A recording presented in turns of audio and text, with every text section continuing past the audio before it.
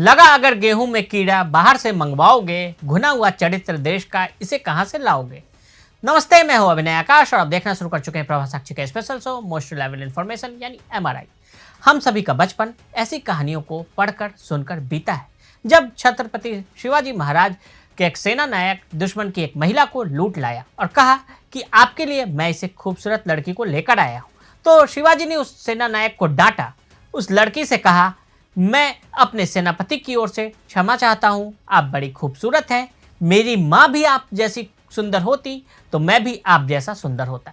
ऐसा कहने वाले शिवाजी हमें पढ़ाए गए हैं।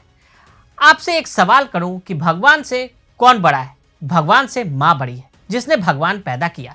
इसलिए तुलसीदास जी भी शुरुआत करते हैं तो प्रणाम करते हुए करते हैं, बदऊ कौशल्या दिशि प्राची, प्राची दिशा के समान कौशल्या, जिन्हें प्रणाम करता हूँ, जिनकी कोख से सूर्यवंशी राम पैदा हुए। प्रभु राम को जब 14 सालों का वनवास हुआ, जब वो अपनी माँ के पास गए तो कौशल्या ने पूछा कि क्या हुआ, तो उन्होंने ये नहीं कहा कि माँ मुझे जंगल भेज दिया गया, भरत को राजा बना दिया गया, सिंहासन छीन लिया गया। राम ने कहा, पिता देहु मोहि कानन राजू, यानी पिता ने मुझे जंगल का राज दे दिया है, मैं जंगल का राजा बन गया। जह सब भ्रांति मोर बड़े काजू, यानी जहां मेरे सारे बड़े काम प्रतीक्षा कर रहे हैं। मतलब अपने 14 बरस के वनवास को भी इतनी सहजता से प्रस्तुत करने वाले राम ही हो सकते हैं। ये बनाते हैं मकसद हमारी जड़ें कहाँ से जुड़ी है। भारत एक पारिवारिक और संस्कारों का देश है। इस समय भारत में सबसे पवित्र महाकुंभ का समय चल रहा है। देश के करोड़ों परिवार अपने माता पिता और बुजुर्गों को तीर्थ यात्रा पर ले जा रहे हैं। भारत श्रवण कुमार का देश है, जहां माता पिता को पूजनीय माना जाता है। लेकिन जिस समय देश के करोड़ों परिवार महाकुंभ की आस्था में डूबे हुए हैं, देश के कुछ यूट्यूबर माता पिता को लेकर बहुत ही अभद्र और अश्लील टिप्पणियां कर रहे हैं। इतने बड़ी आसानी से वो शब्द कह दिए, लेकिन हम उन शब्दों को आपके सामने कह नहीं सकते। हम आपके परिवार की आस्था और संस्कारों को ठेस नहीं पहुंचाना चाहते। हम इस शो के दौरान न तो इन यूट्यूबर्स का नाम लेंगे, क्योंकि हम इन्हें वायरल नहीं करना चाहते, हम इन्हें वो नहीं देना चाहते जो ये चाहते हैं, हम इनके व्यूज नहीं बढ़ाना चाहते जो ऐसे लोग चाहते हैं, ना ही हमें इससे कोई विलन बनाने की मंशा है। बस हम ये बताना चाहते हैं कि ऐसे लोग भारत के संस्कारों का अपमान करने, फिर कानूनी एक्शन होने पर माफ़ी मांगने और आंसू बहा लेने, कुछ महीने या कुछ दिन की जेल काट लेने के बाद अपने मेन गोल को कैसे प्राप्त कर लेते हैं। सोशल मीडिया इन्फ्लुएंसर की एक नई पौड़। आजकल आपने एक शब्द सोशल मीडिया इन्फ्लुएंसर खूब सुना होगा, या फिर यूट्यूबर्स या रील्स बनाने वालों को देखा होगा।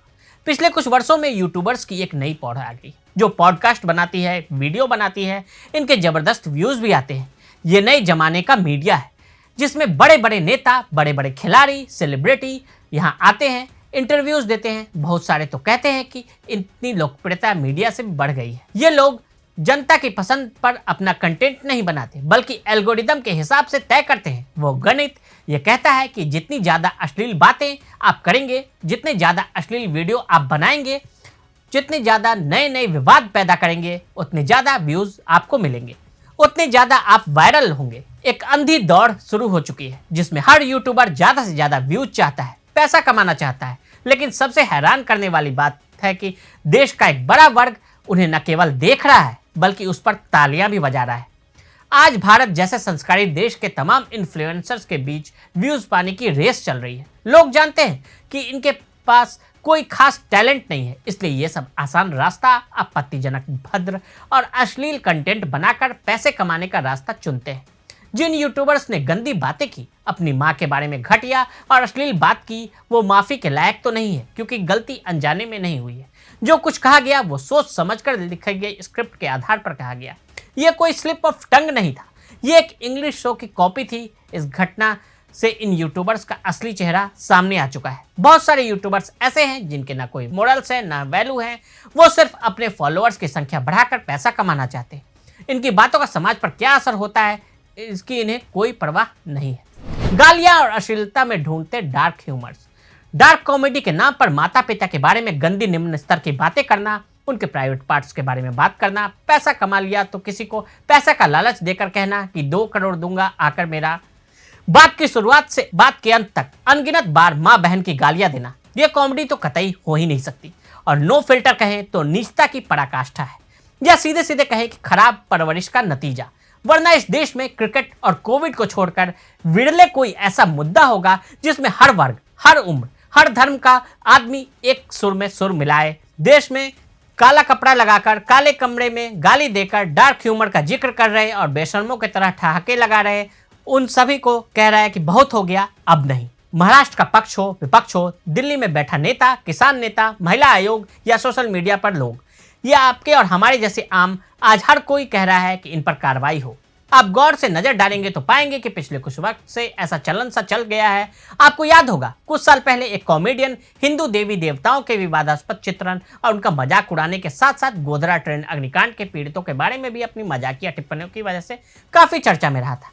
इतना कि विवादित लोगों को स्वैग के साथ गले लगाने वाला एक टेलीविजन शो उन्हें न केवल बुलाता है बल्कि वो तो विनर बनकर ही बाहर निकलता है।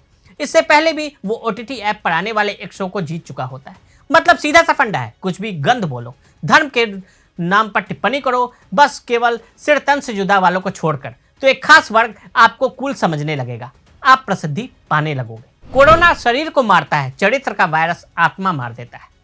चरित्र का वायरस जो नुकसान करेगा वो कोरोना भी नहीं करता, क्योंकि कोरोना तो शरीर को ही मारता है, ये तो आत्मा को भी खत्म कर देता है।